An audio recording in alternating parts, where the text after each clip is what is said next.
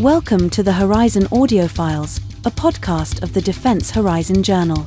The Defense Horizon Journal is a professional and academic journal that features essays, reports, and analyses covering geopolitics and law, security and defense policy, peace and conflict studies, applied military science, as well as developments in weapons technology. For more information, go to www.tdhj.org. Episode number 70. Challenges and Opportunities in a Dynamic Cyber Hybrid Landscape. By Maria Papadaki. An evolving and complex threat landscape. The rapid advancements and increasing adoption of digital platforms globally is matched by an equally evolving cyber threat landscape. Cybercrime today is increasing not just in scale but also in sophistication. As our digital footprints widen, so does the potential attack surface for nefarious actors. It is essential that we work together to address this growing menace. The borderless nature of the Internet necessitates collaboration across various jurisdictional limitations to ensure that threat actors have no safe haven for their evil activities. Ivan John E. Uy, Secretary of Information and Communications Technology of the Philippines.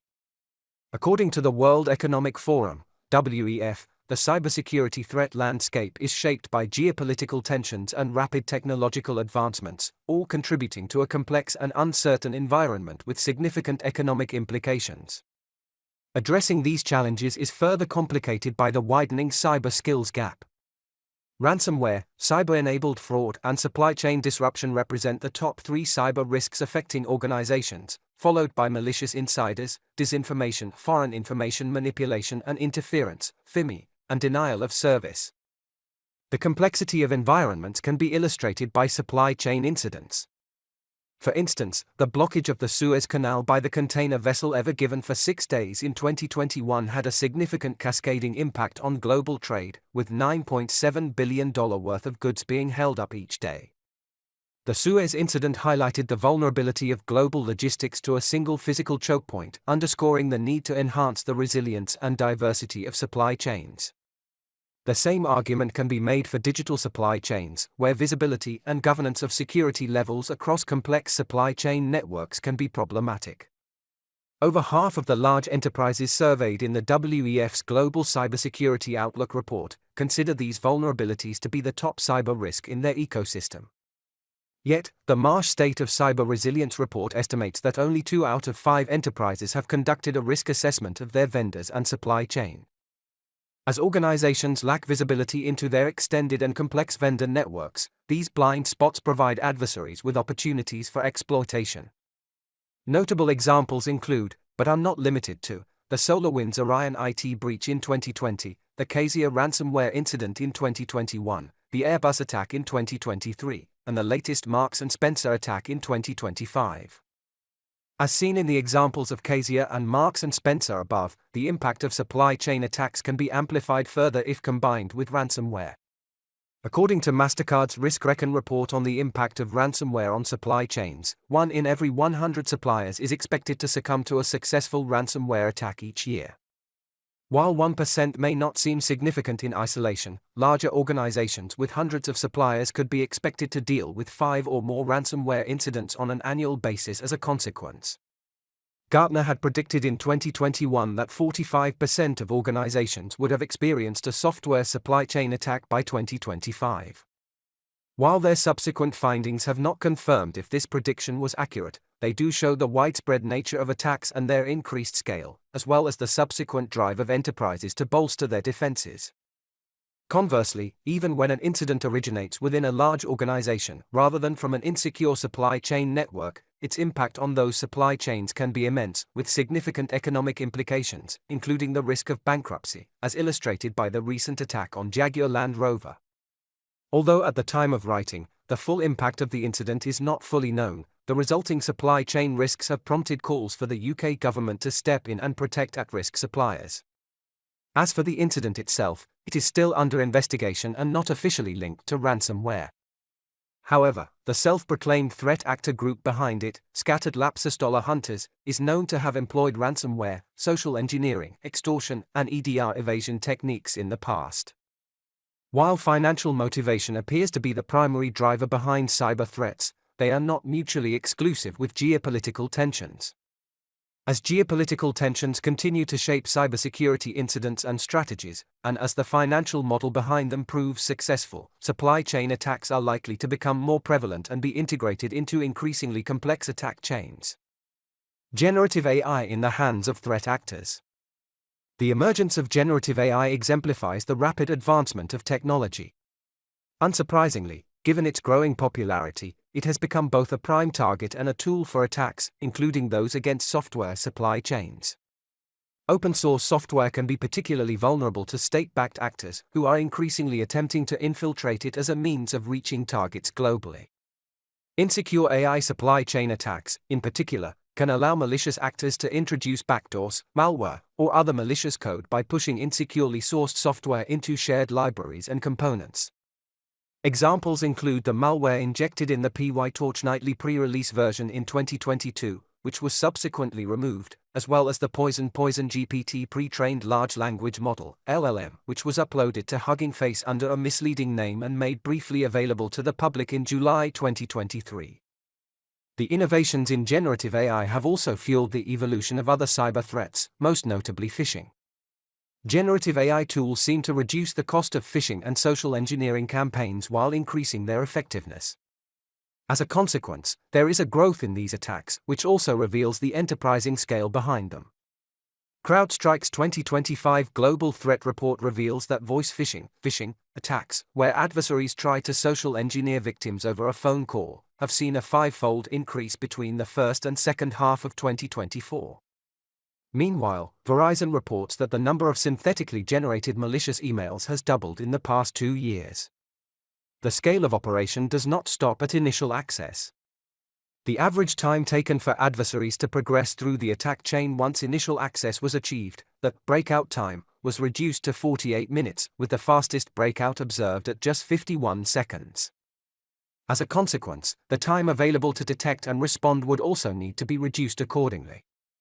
More concerning is that LLM-generated phishing pages appear to be much more effective in persuading victims than human-written ones, with click-through rates of 54% for the former versus 12% for the latter in the research study by Hiding et al. Meanwhile, detection rates appear to be similar, which highlights the need for automated filtering mechanisms even more, as a way of reducing the attack surface for users. It is also important to update awareness-raising and educational initiatives to recognize abnormal signs of generative AI in phishing and social engineering, either independently or with the help of digital tools. Another aspect affected by the malicious use of generative AI is insider threats. IBM warns that Gen AI tools, like OpenAI's ChatGPT, can retain and reproduce sensitive data shared by employees, effectively expanding the insider threat landscape. The option to create proprietary AI applications tailored to a specific business use can also carry risks. For example, malicious internal actors could tamper with training data to skew results, or they could reverse engineer AI applications under weak monitoring and logging practices. Moreover, generative AI has been used to exploit insufficient hiring processes by allowing remote IT workers to disguise their true identities and infiltrate victim organizations. As a result, they gain access to sensitive data and equipment and raise revenue for their own benefit. The Democratic People's Republic of Korea, DPRK, famous Kolyma Group is the most sophisticated example. DPRK remote IT workers, who appear to originate from all over the world, use generative AI to alter their voice, use deepfake videos to disguise their appearance in virtual interviews, and have managed to create compelling fake IT job profiles, even on LinkedIn. CrowdStrike threat hunters alone responded to approximately 120 famous Kolyma insider threat operations in 2024. However, the true scale of the problem is expected to be higher, with multiple organizations monitoring and reporting similar findings. To appreciate the additional dimensions of the problem, one also needs to consider the potential for such incidents being weaponized in the future for phishing operations to incite xenophobic and distrust sentiments among populations. Using generative AI to disguise one's identity and customize social engineering campaigns could lead to an increase in identity theft cases, particularly against high-profile individuals. According to the WEF, identity theft is emerging as the primary personal cyber risk for both CISOs and CEOs. In the field of phishing, there is a use of generative AI tools to scale the generation of tailored content in information campaigns. In August 2024, Green Cicada, an IO network comprising more than 5,000 inauthentic accounts, was identified as being enabled by a Chinese-language LLM system. It was used to amplify politically divisive issues in the lead-up to the 2024 US presidential election. Russia-aligned operators also used LLMs to generate content and automate vast IO campaigns targeting US audiences. Enterprise-scale FIMI. The second and third EEAS reports on FIMI operations revealed their global scale, which have expanded to targets beyond Ukraine and the US to multiple countries in Europe, Africa, Australia, the Middle East and Latin America. In 2024 alone, EAS documented over 500 incidents involving 38,000 channels across 25 platforms, targeting 90 countries and more than 300 organizations. Moreover, the strategic approach behind FIMI campaigns has revealed linguistic and cultural adaptations tailored to local audiences, further facilitating the advancement of geopolitical objectives among these audiences through elections, high-profile international events, and crises. Operations of such scale depend on sophisticated multi-layered infrastructures, which can be usefully mapped with the EEAS FIMI exposure matrix. These include official state channels, state-controlled outlets, covert state-linked entities, and state-aligned networks. Russian ecosystems have adopted a more decentralized and adaptive architecture, whereas the PRCs are more centralized and synchronized, with channels activated simultaneously on the same topic. Both of these ecosystems rely on extensive covert, state-aligned networks and booster nodes to infiltrate the local information environments of unwitting audiences. They also make extensive use of disposable transient accounts, impersonation of legitimate media, and increasingly generative AI to avoid attribution, evade detection, ensure persistence, and scalability of influence operations. Notably, the third EEAS report has highlighted the monetization of influence for hire operations, particularly within the Chinese FIMI ecosystem. Specifically, private PR companies and influencers were utilized to pose as independent entities while covertly promoting state-aligned narratives in campaigns, such as High Energy, Paperwall, and the Volume News network. This outsourcing model extends the reach and resilience of FIMI activities, complicates attribution, and underscores the need for coordinated, evidence-based responses at both national and international levels. Threat actors often combine multiple tactics and techniques to maximize the impact of their operations. Equally important are those attacks that evade detection and response by staying below conventional thresholds. Therefore, to assess the full impact of these threats, it is important to consider their synergistic effects and the range of coordinated collaborative countermeasures that enhance information sharing and minimize their impact in those gray zones. Opportunities for cybersecurity. On the one hand, threat actors have leveraged generative AI to enhance the sophistication, automation, and effectiveness of attacks, as well as the attack surface. On the other hand, the same innovations can offer formidable and exciting opportunities for cybersecurity. Generative AI has the potential to enhance detection and response, particularly in the analysis of linguistic cues, image and video inconsistencies, and behavioral patterns. This could mean that the potential for enhancing phishing, deepfake, and disinformation detection is substantial. Training detection models on synthetically produced phishing datasets has already shown promising results. It is possible that incorporating images, audio, and video alongside text with multimodal detection could have additional advantages in phishing detection, as well as in the detection of deepfakes and disinformation. Behavioral analysis can also recognize anomalies in email communications, message tone, and historical usage patterns to identify potential identity theft, spear phishing attacks, or disinformation. Moreover, many opportunities for automation, evolution, and scaling of cyber defense workflows exist, and the potential for optimization is substantial. Routine but critical tasks, such as patching vulnerabilities and managing updates, can now be integrated into security orchestration, automation, and response processes. For instance, it may be possible to consider triggering patching workflows after vulnerabilities have been detected.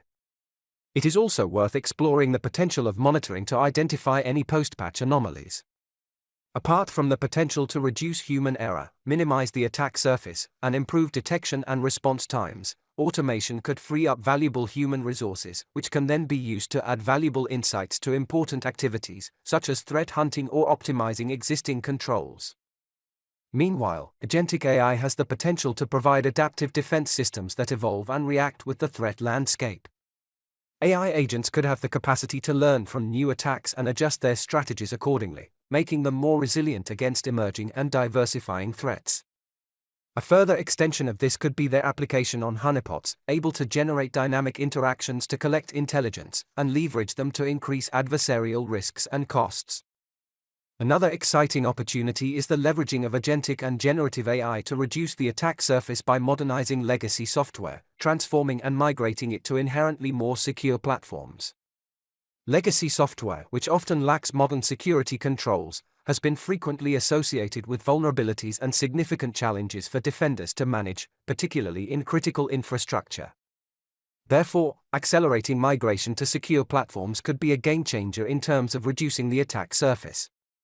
Early initiatives to that effect include Microsoft's agentic AI tools, which aim to modernize Java and .NET software, as well as databases. Several other initiatives exist, with AI vendors such as KYNDRYL and Stride among them. As the scale of innovation accelerates, so does the need for user-friendly, adaptable education and communication environments that would train and support users and the cyber workforce ecosystem. This is particularly important in light of the widely recognized widening cybersecurity skills gap and to allow faster integration of new practices, alerts, tools, and guidelines. The importance of such initiatives is huge. Perhaps the most exciting transformation is found in governance and risk management, where modeling processes, outcomes, and contextual parameters can inform agile, data-driven decision-making and strategy formation, as well as evaluation. AI-driven audits, benchmarking tools, and predictive analytics could inform agile decision-making frameworks, helping cross-functional teams to manage emerging risks and explore different possible outcomes. Intelligent governance and risk management frameworks have the potential to model and benchmark complex supply chain environments, promoting transparency, accountability, optimization, and foresight. Similarly, extending these innovations at national and international levels could provide more accountable, efficient, sustainable, and transparent citizen-centric services and digital societies. Final thoughts. Although large corporations and governments are better placed to adopt AI and manage risks, all these efforts could be undermined if smaller enterprises and countries are unable to keep up. Without adequate support, digital inequality and supply chain security risks could have serious consequences in increasingly complex and connected ecosystems. In this rapidly evolving landscape, collaboration, communication, and coordination are essential at the sectoral, national, and international levels to formulate policies, set strategic objectives, and establish a baseline security posture. Ultimately, the future of cybersecurity depends on the acceptance of the fact that every innovation carries risks and opportunities. This ongoing cycle requires us to understand the short, medium, and long-term impacts if we are to turn challenges into opportunities and achieve long-term, sustainable growth. It is a responsibility to leverage the power of cutting-edge technologies, nurture collaborative ecosystems, while recognizing and managing associated risks. The author, Dr. Maria Papadaki, is an associate professor in cybersecurity at the University of Warwick, UK, and an individual member of the Hybrid Co-Expert Pool. Her research interests include human-centered security, cognitive warfare, disinformation, insider threats, intrusion detection, and response. Her research outputs include over 80 international peer-reviewed publications. The views contained in this article are the author's alone and do not represent the views of the University of Warwick. This was the Horizon Audiofiles, a podcast of the Defense Horizon Journal. For more information, go to www.tdhj.org. Thank you for listening.